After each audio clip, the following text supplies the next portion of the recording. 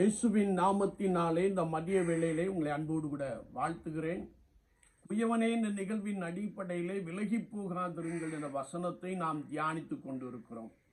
இன்றைக்கும் தானியேலின் புஸ்தகம் 9ஆம் அதிகாரம் 11ஆம் வசனத்தை நாம் வாசிக்கின்ற போது, இஸ்ரவேல் எல்லாரும் அது நியாயப்பிரமாணத்தை மீறி உமது சத்தத்திற்கு செவி கொடாமல் விலகி போனார்கள் என்ற ஒரு வசனத்தை நாம் வாசிக்க முடியும். ஆண்டவராகிய தேவன் இஸ்ரவேல் ஜனங்களை பார்த்து என் ஜனமே கேள் என்று சொல்லியிருக்கிறார். என் ஜனம் என்ற ஒரு வார்த்தையை நாம் கர்த்தருடைய வாயிலிருந்து வந்ததை நாம் நன்றாய் அறிந்திருக்கிறோம். எனவே இந்த கர்த்தருடைய ஜனங்கள் அல்லது கர்த்தருக்காக பிரித்தெடுக்கப்பட்டவர்கள் எல்லாரும் நியாயப்பிரமாணத்தை மீறினார்கள். நியாயப்பிரமாணம் என்பது தோரா, லா, சட்டம் என்று வேதம் சொல்லுகிறது.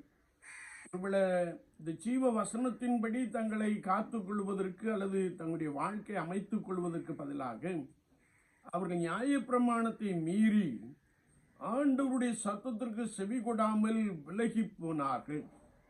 அது நிமித்தமாய் கர்த்தருடைய வார்த்தையிலே நாம் வாசிக்கிறோம், நியாயப்பிரமாண புத்தகத்தில் எழுதியிருக்கிற சாபமும் ஆக்கினையும் அவர்கள் மேல் சொரியப்பட்டது.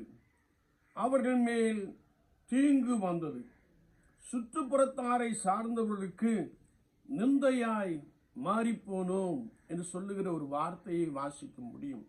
என்னை கேட்டுக்கொண்டிருக்கிற என் அன்பு சகோதரனே, சகோதரியே, கர்த்தராகிய இயேசு கிறிஸ்துவை நீ நன்றாய் அறிந்திருந்தும் அவருடைய கட்டளையை விட்டு, அவருடைய நியாயப்பிரமாணத்தை விட்டு, அல்லது கர்த்தர் நமக்கு கொடுக்கிற ஜீவ வார்த்தையை விட்டு நீ விலகினால் உனக்கு சாபமும் ஆக்கினையும் உண்டு என்பதை வேதம் நமக்கு தெளிவாய் கற்றுக் கொடுக்கிறது. மாத்திரமல்ல, அவர் நம்மேல் தீங்குகளை அனுப்புகிறார்.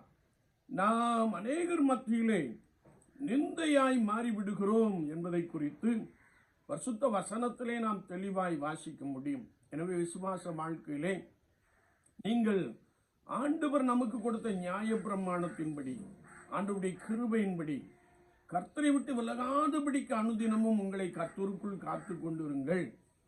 ஆண்டவருடைய ஆலோசனையை பெற்றுக் கொள்ளுங்கள். கர்த்தர் உங்களுக்கு ஆசீர்வாதத்தையும் சமாதானத்தையும் நிறைவாய் கொடுக்க போதுமானவராக இருக்கிறார். எனவே நீங்கள் நியாயப்பிரமாணத்தை விட்டு அல்லது தேவ வார்த்தைகளை விட்டு, தேவ சத்தத்தை விட்டு நீங்கள் விலகாதிருங்கள். கர்த்தர் உங்களோடு கூட உங்களை பலமாய் நடத்துவாராக. ஆமீன், ஆமீன்.